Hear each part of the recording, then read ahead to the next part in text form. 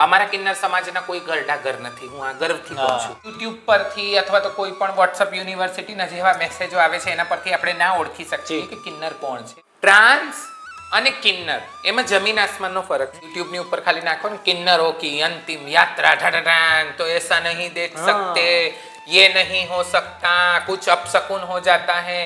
આ બધું ખોટું છે. 18-20 વર્ષની દીકરી થાય ને કેમ સાસરે જાય, હા. એવી જ રીતે કદાચ કિન્નર સમાજમાંથી કોઈ સમાજનું બાળક જે અલગ જીનેટિલ ધરાવતું હોય અને એ જ્યારે કિન્નર સમાજમાં જોઈન થાય ત્યારે એને કેવી મુસીબતો હોઈ શકે. કે જે પણ સમાજમાંથી તમે આવો, તમે હિન્દુ હો, મુસ્લિમ હો, તમે કોઈ બી નાતી જ્ઞાતિના હોય, અહીંયા તો સનાતન ધર્મ તાળી પાડે કિન્નરો. એનો શું અર્થ હોય?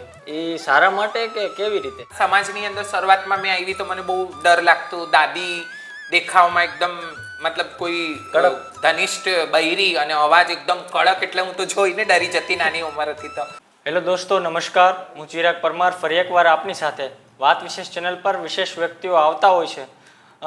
સારા વિચારોવાળા વિશેષ વ્યક્તિઓની વાતો આપણે વાત વિશેષ ચેનલ પર બતાવીએ છીએ. તો આજે ખાસ ઘણા બધા સમયથી એક ઈચ્છાઓ હતી કે કિન્નર સાથે જોડાયેલી જાણી અજાણી વાતો કરવી છે. તો આપણી સાથે ખાસ સુરતમાં છું, તો આપણી સાથે ખાસ મહેમાન તરીકે આજે નૂરી કુંવરજી જોડાયા છે. નમસ્કાર.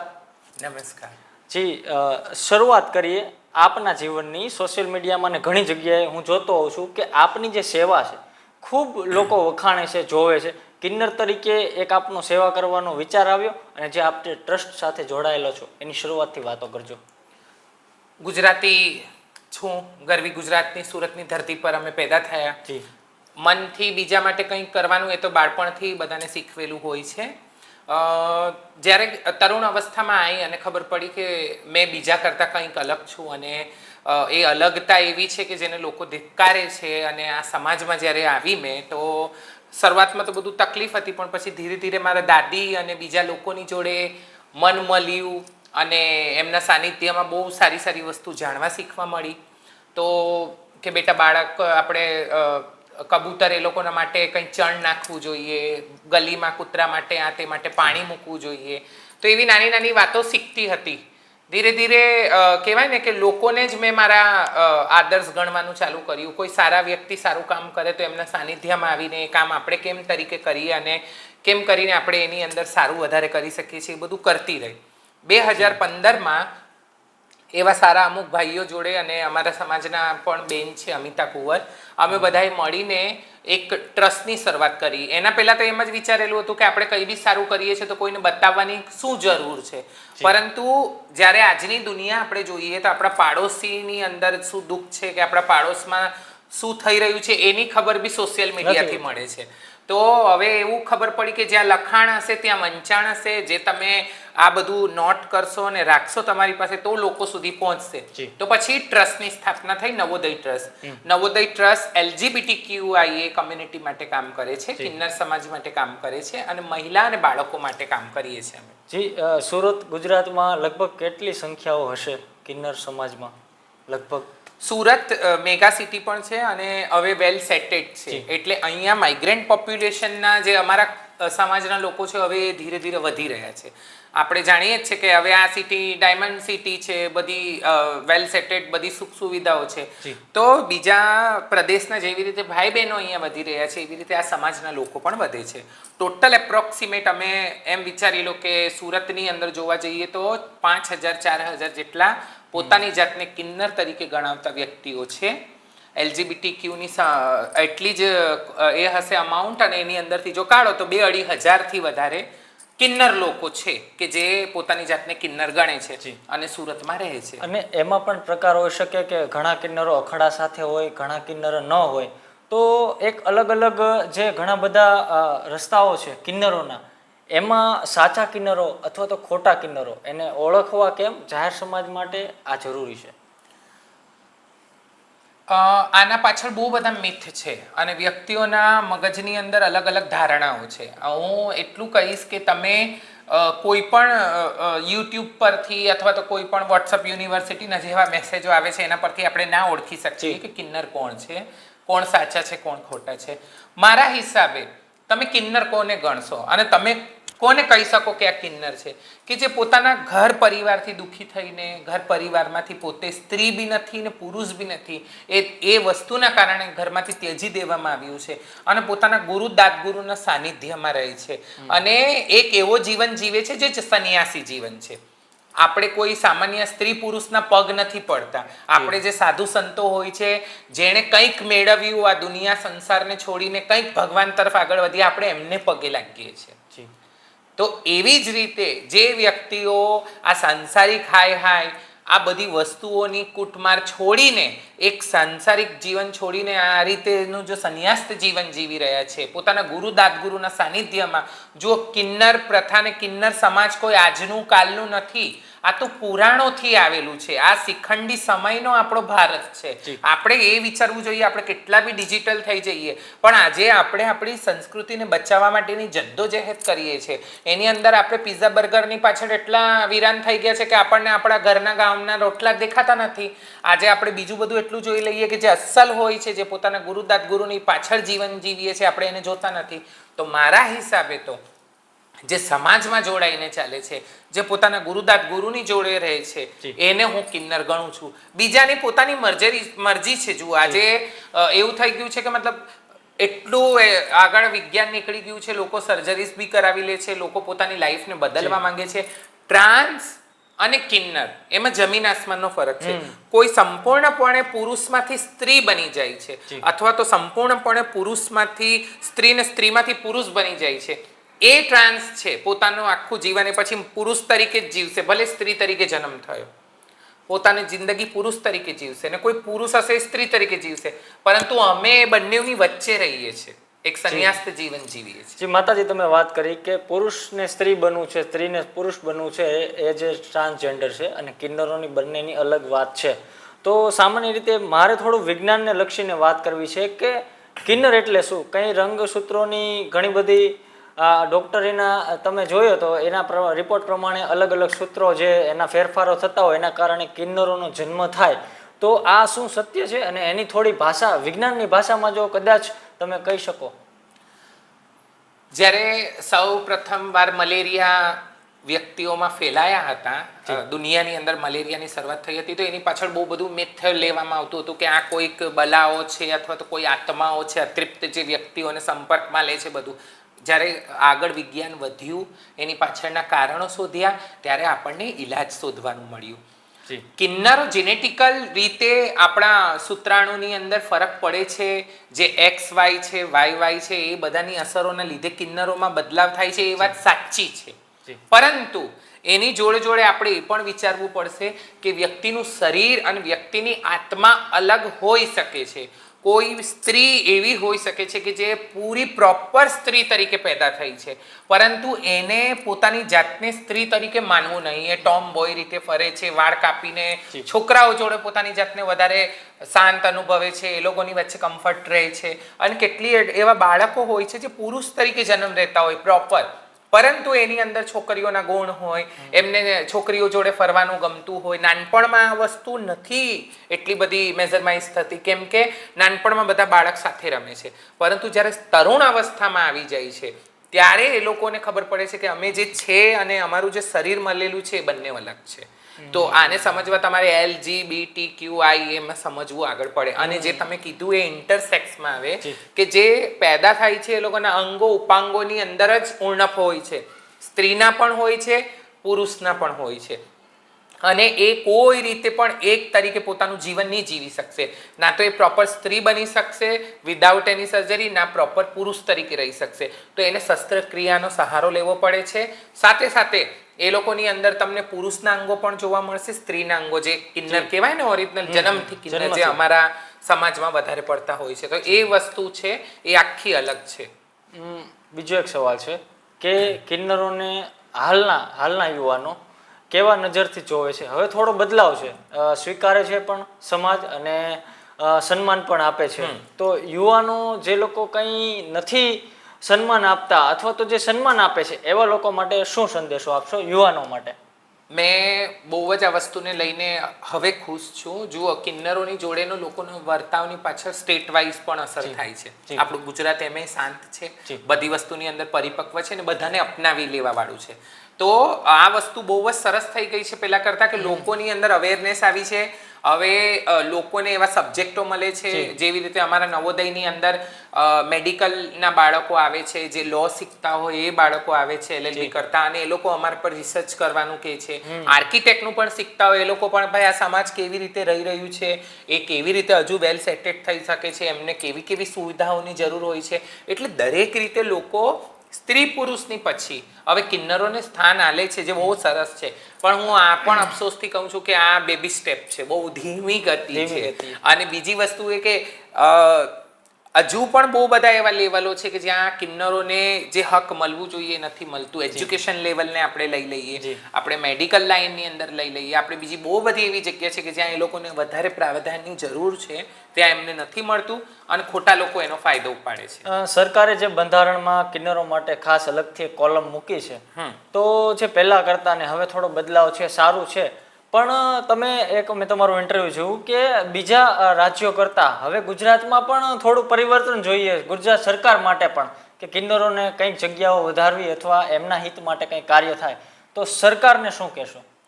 મેં સરકારને હાથ જોડીને એમ જ કહીશ કે જુઓ, હજુ બી આપણી પાસે ટ્રાન્સજેન્ડર વેલફેર બોર્ડ બની ગયું છે 2019ના બિલ પાસ થયા પછી. 2014 પછી તો અમને આ મળ્યું કે ભાઈ તમે સ્ત્રી અને પુરુષ પછી અધરની કેટેગરી, એના પહેલાં તો બધાની અંદર જ અમને સામેલ કરવામાં આવતા હતા. મારું હાથ જોડીને આટલું કેવું છે કે જ્યારે સરકાર તરફથી આ કાયદાઓ બને છે તો એનું અમલીકરણ પણ થાય. કેમ કે કાયદાઓ બનવા અને એના અમલમાં આવવામાં બહુ મોટું ફરક છે. ગુજરાતની અંદર ટ્રાન્સજેન્ડર વેલફેર બોર્ડ બની ગયું છે, પરંતુ હજુ સુધી એની કોઈ મિટિંગો થઈ નથી. લોકો જ્યારે કંઈક મોટી પોલિટિકલ પાર્ટીઓની કંઈક રેલી હોય છે, અથવા તો કોઈક એવું એ લોકોના ફંક્શનો હોય છે, કોઈ વ્યક્તિઓના એવા ફંક્શનો હોય છે, ત્યારે કિન્નરોને યાદ કરે છે કે ભાઈ આવે, હાજરી પુરાવે અને ફોટો પાડીને આપી દે. પરંતુ જ્યારે એ લોકોના હક માટે અથવા તો એ લોકોના એજ્યુકેશનને લઈને કે એ લોકોની હેલ્થને લઈને કે બીજી બધી વસ્તુને લઈને વાત કરવાની હોય છે, ત્યારે એ લોકો કરતા નથી. તો આ એક દુઃખ છે, જેના પર એઝ સુન એઝ પોસિબલ કામ થાય તો વધારે સારું છે. સામાન્ય રીતે જાહેર જીવનમાં અમે પણ એવું કહેતા હોઈએ, નમસ્તે, આવજો, પ્રણામ, કેમ છે. તો તમારે ત્યાં આવ્યો અને મને એક નવું વસ્તુ જોયું કે પગે લાગી. આ શબ્દનો શું અર્થ થાય ને એમ કેમ? બધા સંસ્કૃતિ અને બધાના જે બી સમાજ હોય છે એ લોકોને પોતાના કઈ રીતિ રિવાજો હોય છે. અમે જ્યારે એકબીજાને મળીએ છીએ તો પોતાના ગુરુઓને, મોટાઓને, અને ઇવન બરાબર હોય કે નાના પણ કેમ ન હોય તો મતલબ પગે લાગીએ, એનો મતલબ એમ કે ભાઈ અમને આશીર્વાદ આપો, અમે તમારા પગે પડીએ છીએ. એટલે એ અમારા કલ્ચરની અંદરનો હિસ્સો છે કે અમે પહેલાંથી જ આવી રીતે રહ્યા છે. ને આ સવાલ કાઢીને તમને એક બીજી વસ્તુ મેં જણાવવા માંગુ છું કે અમારું કિન્નર સમાજ એક એવું સમાજ છે કે જેની પાસેથી લોકો બહુ બધું હજુ શીખી શકે છે. અમારા કિન્નર સમાજના કોઈ ઘરડા ઘર નથી, હું આ ગર્વથી કહું છું. અમે અમારા ગુરુઓને બહુ ઊંચો સ્થાન આપીએ છીએ, જે પહેલાના સમયમાં આપતા હતા. એટલે કહેવાય ને કે ક્યારે ક્યારે તમે કોઈ એક સમાજને પોતાથી દૂર કરીને ફેંકી દો તો એના દુર્લાભ તો છે પણ લાભ પણ છે. અમને હજુ સુધી આ મોડેલાઇઝેશન જે થયું છે ને લોકોને જે બદલી નાખ્યું છે એ હજુ ઓછું અડ્યું છે અમને. એટલે અમારા અંદર હજુ પણ તમારા ગુરુની બાજુમાં ના બેસી શકાય વગર એમની ઈચ્છાએ અથવા તેમને પૂછ્યા વગર. સવારે ઉઠો તો મોઢું હાથ ધોઈને સૌથી પહેલા પગે એમને લાગો, પછી તમે ભગવાનને આવીને લાગો. એની જોડે જોડે તમે તમારા જેટલા પણ મોટા હોય છે કોઈ દિવસ આપણે એમની સામે જોરથી બોલી નહીં શકીએ. એ આપણને ભલે 2-4 વાત બોલે, આપણે મોઢે નીચું કરીને સાંભળવાનું. એટલે કહેવાનો મતલબ એમ છે કે અમારા સમાજ એક એવું સમાજ છે કે ભલે દુનિયાએ અમને ધૂતકારી દીધું, પણ અમે જેટલા આની અંદર જૂના થઈએ ને એટલું એકબીજાને વધારે પ્રેમ કરીએ. માતાજી, જે 18-20 વર્ષની દીકરી થાય ને કેમ સાસરે જાય, એવી જ રીતે કદાચ કિન્નર સમાજમાંથી કોઈ સમાજનું બાળક જે અલગ જીનેટિલ ધરાવતું હોય અને એ જ્યારે કિન્નર સમાજમાં જોઈન થાય ત્યારે એને કેવી મુસીબતો હોઈ શકે? મુસીબતો તો આ સમાજ આપે છે અને નિરાકરણ આવે છે આ સમાજમાં આવ્યા પછી આવા બાળકને ખાસ કરીને. આ એટલા માટે કહેવા માંગુ છું મેં, કેમ કે જે બાળક નાનું હોય છે અને એમને ખબર નથી હોતી કે ભાઈ સ્ત્રી પુરુષ શું છે, આ બધું એ પોતાની જાતને અલગ ફીલ કરતું હોય છે. ધીરે ધીરે એના જ પરિવારના લોકો એને ઘૃણાની નજરથી જોતા હોય છે, એની મજાક બનાવતા હોય છે. જ્યારે તરુણ અવસ્થામાં આવે છે ને એને લાગે છે કે ભાઈ આ બધું શું થાય છે, અને જ્યારે એક હદથી વધારે એના પર જુઓ, મેં અમારા નવોદય ટ્રસ્ટની અંદર એવી કેસ સ્ટડી છે આ કિન્નર બાળકોની, અને પછી મોટી ઉંમરે આવે ત્યારે પણ એમને પૂછવામાં આવે છે ભાઈ શું થયેલું, બધાની એવી અલગ અલગ સ્ટોરી છે ને એટલું અલગ અલગ છે, પણ સેમ વસ્તુ એ જ છે કે જે સમાજમાં પેદા થયા એ એમનું નહીં થયું, જે ઘરમાં પેદા થયા એ એમના નહીં થયા, અને એ આ સમાજમાં આવ્યા, અને આ સમાજમાં આવ્યા પછી આ સમાજે એમને અપનાવ્યું. અહીંયા કોઈને જોર જબરજસ્તી આપવામાં આવતી નથી, એ પોતાની મરજીથી આવે છે, અને પોતાની મરજીથી આવીને અહીંયા અમે શિષ્ય કરીએ છીએ કે ભાઈ કોઈને કોઈના નામની અંદર એને શિષ્ય તરીકે રાખે છે, કોઈ એમનો ગુરુ થાય છે, ગુરુ એમને રીતિ રિવાજો શીખવે છે, અને એ બાળક તરીકે રીતિ રિવાજો શીખે છે. એક જગ્યા હોય છે અમારી, જે વિસ્તાર હોય ત્યાં અમે માંગીએ છીએ, અને માંગીને પછી ઘરે લાવીને ગુરુદાત ગુરુને આપીએ છીએ, એમાંથી અમારું જીવન નિર્વાહ થાય છે. અને માતાજી જે તાળી પાડે કિન્નરો, એનો શું અર્થ હોય? એ સારા માટે કે કેવી રીતે? હવે આ તો બધા વ્યક્તિઓના માટે તાળીનો અર્થ અલગ અલગ હશે, જેવા વ્યક્તિઓ હશે એના માટે એવું અલગ હશે, પણ જો હું મારી દ્રષ્ટિએ કહું તો મારા લીધે તાળી એ મારી ભાવના છે. કેમ કે કિન્નર દુઃખમાં બી તાળી પાડશે, સુખમાં બી તાળી પાડશે, આનંદની બી તાળી હશે ને ગુસ્સાની પણ તાળી હશે. એક સમય હતો અછૂત રાખવાનો સમય, જો તમને ખબર હોય તો, કે મોટા લોકો નાની જાતવાળાથી બી અપડાઈ જતા. એવી રીતે અમારા સમાજને પણ એવી જ રીતે ગણવામાં આવતું, એ દૂર રે દૂર, અને એવા શબ્દો ઉચ્ચારતા. ત્યારે પોતાના અંદરનો એ ગુસ્સો કાઢવા માટે માણસ શું કરે, તો એ અમારા સમાજના લોકોએ એ પોતાનો અંદરનો ગુસ્સો, દુઃખ વ્યક્ત કરવા માટે તાળીનો સહારો લીધો. અમે જ્યારે ભગવાનના ભજન ભજીએ છીએ, માતાના ગરબા કરીએ છીએ, ત્યારે બી તાળીઓ પાડીએ છીએ. અમે જ્યારે લોકોને ત્યાં એ લોકોના બાળકને આશીર્વાદો આપીએ છીએ તો બી તાળી પાડીને એમના ઘરની હત્તર બલાઓ ભગાડીએ છીએ. અમે જ્યારે ગુસ્સે હોઈએ છીએ ત્યારે પણ તાળી પાડીને પોતાનો જે આક્રોશ છે વ્યક્ત કરીએ છીએ. તો એ દરેક કિન્નરનો એક અરીસો છે, જે એની ભાવના હશે એ બહાર વ્યક્ત કરવા માટેનો આ એક જરિયો છે. એક સવાલ છે, કદાચ પૂછાય ન પૂછાય, પણ સામાન્ય રીતે સમાજમાં મૃત્યુ થાય તે બાદ અંતિમ ક્રિયા હોય, તો અત્યારે સમાજમાં એવી માન્યતાઓ છે લોકોની કે કંઈક અલગ રિવાજો હોય કિન્નરોના સાથે જોડાયેલો, તો મૃત્યુ બાદ જે હિન્દુ મુસ્લિમ ધર્મમાં જે પ્રમાણે અંતિમ ક્રિયાઓ થતી હોય એ જ પ્રમાણે હોય કે કંઈ અલગ હોય? યુટ્યુબની ઉપર ખાલી નાખો ને કિન્નરો કી અંતિમ યાત્રા ઢાઢાઢાન, તો ऐसा नहीं देख सकते, ये नहीं हो सकता, कुछ अपशकुन हो जाता है. આ બધું ખોટું છે. આ જ વસ્તુઓના લીધે લોકોને તો વ્યૂઝ મળ્યા, પૈસા મળ્યા, પણ સમાજ અમારાથી દૂર થઈ ગયું. ખોટું બતાવે, સમાજ અમારાથી દૂર થઈ ગયું. નહીં, એવું નથી. We are not an alien. અમે બી હ્યુમન બીંગ્સ છે. અમે બી એ જ મા બાપના કોખે પેદા થઈને માના આયા. આ મારા સમાજમાં ખાલી આટલું છે કે જે પણ સમાજમાંથી તમે આવો, તમે હિન્દુ હો, મુસ્લિમ હો, તમે કોઈ બી નાતી જ્ઞાતિના હોય, અહીંયા તો સનાતન ધર્મ, તમારે એ જ માથે તિલક કરી ભગવાનને પૂજવાનું, તમારે એ જ માતા મહાદેવની આરાધના કરવાની. કેમ કે જો તમારા સમાજ જ તમને માથે બેસાડતે તો તમે આ સમાજમાં આવતે ના. એટલે અમારું તો ચોખ્ખું કેવું, અમારા ગુરુદાત ગુરુ પહેલાથી માં ભગવતીને પૂજતા રહ્યા છે, માં બહુચરમાને, અમે એને પૂજીએ છીએ. આગળની વાત કરું તો કે કદાચ એવું હોઈ શકે છે કે જે મરનાર વ્યક્તિ છે અમારા સમાજમાં, જે ગુજરી જાય છે, એમની ઈચ્છાની વાત છે. વધારે પડતા તો અમે સમાધિ લઈએ છીએ, કેમ કે અમે સંન્યાસ્ત જીવન જીવીએ છીએ. એની અલગ જગ્યા હોય શકે ને. હા, એટલે અમારી ફાળવેલી જગ્યાઓ હોય જ્યાં અમે સમાધિ લઈએ છીએ. કાં તો પંચમહાભૂતમાં વિલીન થવાની, અગ્નિ લેવાની પણ ઈચ્છા હોય તો એ એમના જે શિષ્યો હશે એને વ્યક્ત કરીને જશે કે ભાઈ મને ભગવાનનો આદેશ છે, મને અગ્નિ આલજો, તો એમને અગ્નિદા કરવામાં આવે છે. બીજું કંઈ નહીં. જે રિચ્યુઅલ હોય છે કે એમની પાછળ રડવું, અમે રડીએ છીએ. જેવી રીતે એક સ્ત્રી એના પુરુષ પાછળ વિધવા થાય છે, એવી રીતે અમારા ગુરુ પાછળ, જે ભગવાન બધાને મોટી ઉંમર આપે પણ જેના ગુરુ ના હોય એની પાછળ વિધવા થાય છે. અને એવા જ રીતિ રિવાજો હોય છે. ભગવાન ભજો અને એમનું સારું કરો, એના સિવાય કંઈ હોતું નથી. અને જાહેર જીવનમાં પરિવારમાં ઘણો બધો હોય અમારા માટે, પણ આપના માટે પરિવારમાં તમે કીધું કે ગુરુ અને શિષ્ય, આ સિવાય પરિવારની થોડી વાતો કરો.